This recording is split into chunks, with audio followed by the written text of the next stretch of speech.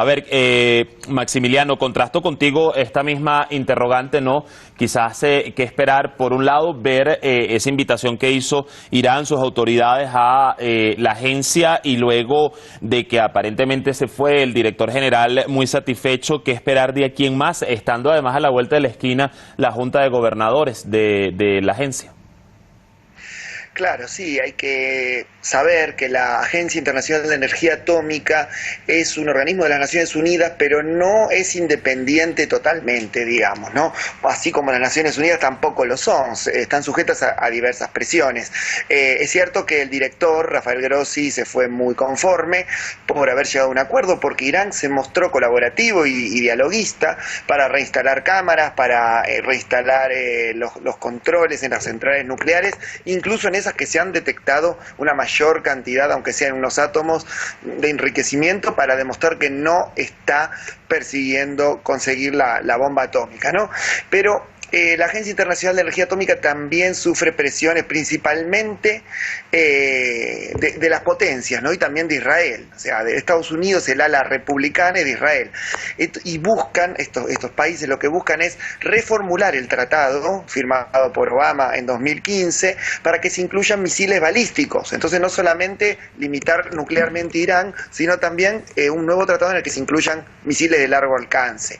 Si eso no se puede conseguir, el ala dura de la oposición a Irán lo que necesita es que continúen las sanciones, o si no, si todo esto fracasa, como vimos, el primer ministro israelí Benjamín Netanyahu va a buscar acusar a Irán de estar a pocas horas de conseguir el arma atómica. Así que la Agencia de Energía Atómica se ve envuelta en este tipo de tiras y aflojes. Ahora, hablando precisamente del rol, del papel de Israel en este aspecto, y voy contigo, Rolando, quiero citar: cualquier ataque militar contra instalaciones nucleares es ilegal y está fuera de las estructuras normativas que todos cumplimos. Esto lo indicó el propio Grossi, siendo horas después criticado como no válido, ¿no?, este discurso por parte del primer israelí Benjamín Netanyahu.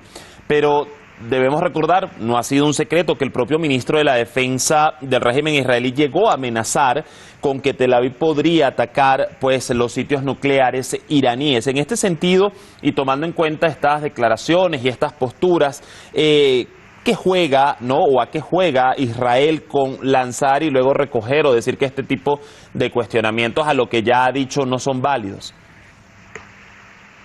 Bueno, hay que recordar, a Israel nunca le ha importado mucho esto, digo, ellos han tenido operaciones militares en Siria, en Irán, y bueno, no digamos lo que pasa con Palestina, ¿no? Entonces, justamente a Israel esto no le preocupa lo que es la cuestión legal, ¿no? Acá, a final de cuentas, ellos quieren mantener una posición de hegemonía contra lo que ellos perciben como una amenaza, pero para ellos la amenaza es cualquier cosa que vaya contra el expansionismo que ellos pretenden tener en torno al territorio de Israel, ¿no? Entonces, pues justamente acá es difícil, mientras que Israel sea una potencia nuclear que no está sujeta a ningún acuerdo nuclear, pues obviamente, por supuesto, es absurdo que ellos, por otro lado, se quieran quejar de que, bueno, eventualmente otros países quieren tener un programa nuclear cuando ellos lo han tenido en completo secreto durante ya varias décadas, ¿no? Entonces, acá más bien se trata de buscar un acuerdo que incluya a las diferentes potencias para garantizar la seguridad regional. Entonces, al final de cuentas, si no hay un acuerdo en el marco de lo que se hizo del 5+1,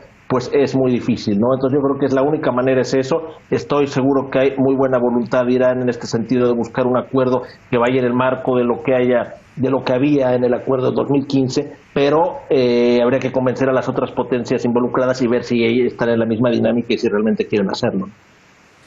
Ahora, Maximiliano, fíjate que en respuesta a una de las preguntas que le formularon los periodistas una vez llegado a Viena, sobre el enriquecimiento de uranio de Irán al 60% de pureza o incluso más, el director general de la AIEA dijo que la República Islámica no necesita dar explicaciones a la agencia al respecto, que el punto clave aquí, en este caso, es que la agencia pueda inspeccionar posteriormente, y precisamente a eso es a lo que se ha llegado en este buen entendimiento. Entonces aquí cabe la interrogante de por qué si Irán ha venido demostrando su cooperación con la agencia, luego cómo, de dónde se generan estas matrices mediáticas por demás que pues aseguran que Irán estaría cerca de producir una bomba atómica, y por ende se cuestiona su debido cumplimiento en el marco de las regulaciones.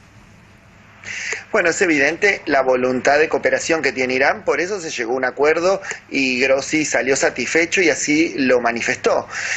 Lo que suceda después en Viena va a depender un poco de las presiones a las que esté sometida la Agencia Internacional de Energía Atómica, eso veremos. Yo creo que van a ser positivos los diálogos y el informe que va a presentar, porque hasta ahora obtuvo todo lo que quería Grossi, que era la cooperación y la apertura de Irán a mostrar la transparencia de este programa nuclear civil, pero también hay que tener en cuenta que van a intentar buscar siempre el lado negativo, y se ha inventado principalmente desde Israel y desde el ala republicana, como decía anteriormente, para intentar hacer ver a Irán que no va a querer cooperar y que en algún momento va a intentar producir una bomba atómica, a lo que no está buscando, porque Irán lo que necesita producir esa energía más limpia, más barata, y para eso tiene sus centrales nucleares y tiene derecho a hacerlo. Por algo es firmante del Tratado de No Proliferación de nuclear, algo que Israel no lo es, tampoco lo es India, no lo es Pakistán. Entonces yo creo que las negociaciones y el informe va a ser positivo por esta voluntad dialoguista que tuvo Irán este fin de semana. Ahora, efectivamente, un punto es pues lo que se pueda generar el debate y ese informe desde esa Junta de Gobernadores de la AIEA. Pero lo que muchos se preguntan, Rolando, es si luego de esta visita de Grossi a Teherán y haber visto sus declaraciones y lo que se generó, ¿cuáles movimientos podríamos ver, ¿no?, en el marco de las conversaciones de Viena con las potencias europeas, pero sobre todo desde la Casa Blanca respecto al acuerdo nuclear de 2015? Bueno, yo creo que la Casa Blanca va a frenar cuanto pueda un acuerdo. No van a quererse mostrar como los intransigentes, pero sí van a estar poniendo piedritas, poniendo excusas. ¿Por qué? Porque en términos globales un acuerdo significa dar un espaldarazo a Irán, y en este momento lo que no quieren es cualquier aliado de Rusia darle una situación, digamos, una posición de fuerza, ¿no? Entonces acá la Casa Blanca va a tratar de alargar. Sí yo creo que una parte de la administración Biden y una parte del establishment de Estados Unidos está interesado en el acuerdo. A final de cuentas hay que recordar que la administración Obama lo promovió con mucho trabajo, pero lo promovió, pero de igual manera una parte están interesados en la actual administración Biden, pero justamente no lo van a hacer a expensas de darle lo que puedan considerar cualquier tipo de espaldarazo a Rusia, ¿no? Entonces por eso se va a tratar de alargar lo más posible, y bueno, van a un poco hacerse de la vista gorda cuando ante las amenazas de Israel o eventuales acciones militares que amenacen hacer o que incluso lleguen a tomar a cabo, ¿no? Entonces eso, el contexto creo que es pero habrá que ver. Aquí podría ver si realmente en algún momento dado pudiera quizás haber una presión de Francia y Alemania, que quizás pudieran presionar para buscar un acuerdo, y que diga China, y que se pudiera presionar incluso para hacer un acuerdo de este tipo, ¿no? Pero en este momento, digamos, creo que Washington va a tratar de retrasarlo lo más posible, ¿no? Ahora, Maximiliano, es interesante, quizás conocemos de sobremanera o ha quedado en evidencia la influencia que tiene Israel sobre Estados Unidos, pero también es interesante abordarlo a efectos de las potencias europeas que también hacen parte del acuerdo. Fíjate que de hecho el presidente Raisi volvió a hacer hincapié en la doctrina de la República Islámica de Irán, que prela sobre la no construcción de armas nucleares y el uso netamente pacífico de la energía nuclear. Entonces, por ello, vale la pena pues reiterar o preguntarse a la fecha cómo un régimen como el de Israel, que no es firmante del Tratado de No Proliferación Nuclear y que además tiene un programa secreto de ojivas nucleares, puede tener quizás credibilidad o influencia sobre los alegatos que emite respecto a la República Islámica de Irán. Sí, Israel tiene influencia en ambos partidos en Estados Unidos, no tanto demócratas como republicanos. Sin embargo, creo que con los republicanos hay una mayor afinidad, por eso durante la etapa de Trump se retiró Estados Unidos de este tratado nuclear. Pero es importante ver que Irán, además de tener digamos, la influencia, ¿no?, digamos, en Viena, la Agencia Internacional de Energía Atómica, Irán debe permitir a la agencia que verifiquen que lo que está diciendo es cierto y que no está, que lo que informa es realmente lo que sucede. Por eso permitió, abrió las puertas, ¿no? Y esto es un poco la doble moral que hay en las Naciones Unidas, ¿no? Porque Israel puede tener un programa secreto y nuclear, secreto relativamente, porque nosotros sabemos que lo tiene y tampoco lo oculta. Así que en realidad... sin expansión, digamos, ni verificación. Exactamente, no se sabe cuántas ojivas nucleares tiene porque no se las puede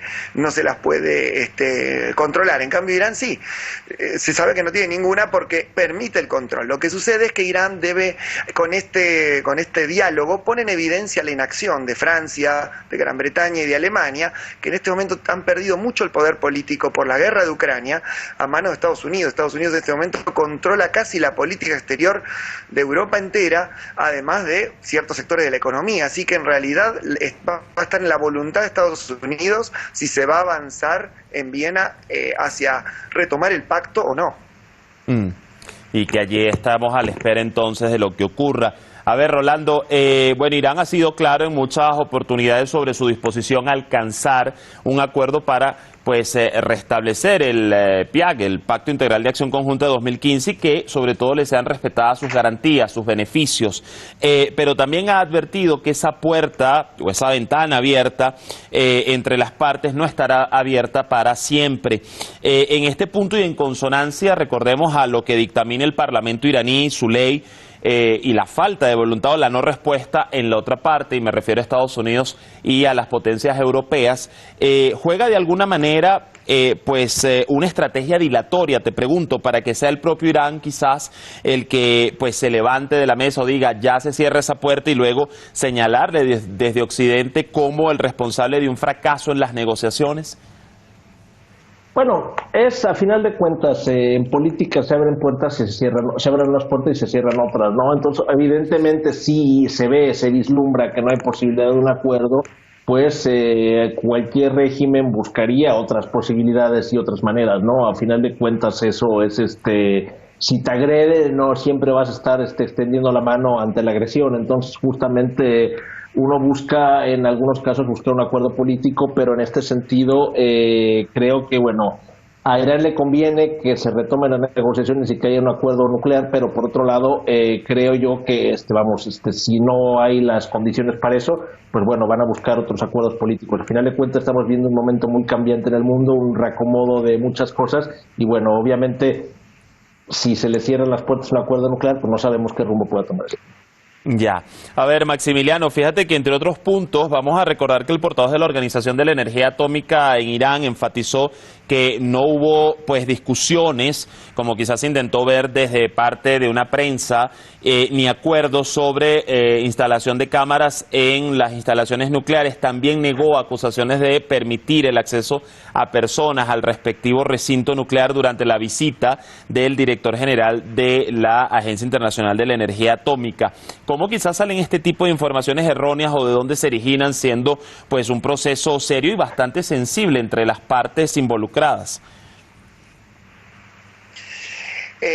Bueno, esto tiene que ver como decía antes, con la difamación de Irán, de hacerlo ver como no colaborativo. Eso se suman las declaraciones del premier israelí, y recordemos que Israel ya ha saboteado parte del programa nuclear pacífico de Irán, asesinando científicos, saboteándolo directamente, se ha infiltrado, digamos, no es la primera vez, y amenaza directamente con bombardear en caso de que ellos consideren que se sienten en peligro, algo que Grossi rechazó porque atacar una planta nuclear es ilegal ilegal desde el punto de vista de la política y de las leyes internacionales, ¿no? Pero hay que tener en cuenta que si a Irán lo fuerzan a, primero, depende qué presión se ejerza sobre Irán. Si la presión es que se renegocie el tratado, incluyendo ahora misiles de largo alcance o algún otro punto que no estaba en el tratado anterior, Irán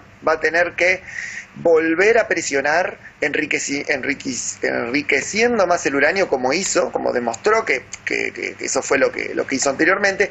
Pero si llegan a acorralar Irán como aliado de Rusia y además como enemigo de Israel y de Arabia Saudita en el Golfo Pérsico, a Irán no le va a quedar otra opción que, como disuasión, fabricar la bomba atómica en una última instancia, porque lo que necesita no es eso. Irán necesita energía limpia y energía barata. Entonces hay que ver hasta dónde tensan la cuerda desde Occidente para ver cuál es la reacción de Irán. En principio Irán se ha comportado de manera acorde a sus presiones. Cuando Estados Unidos se retiró del pacto, Irán le dio tiempo, le dio un año para que volviera a Estados Unidos. No regresó, entonces empezó a enriquecer uranio como forma de protesta, pero muy lejos de poder fabricar un arma atómica.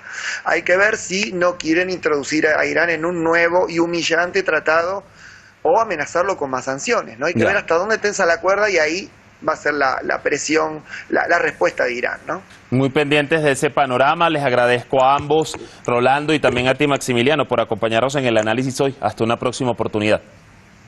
Muchas gracias.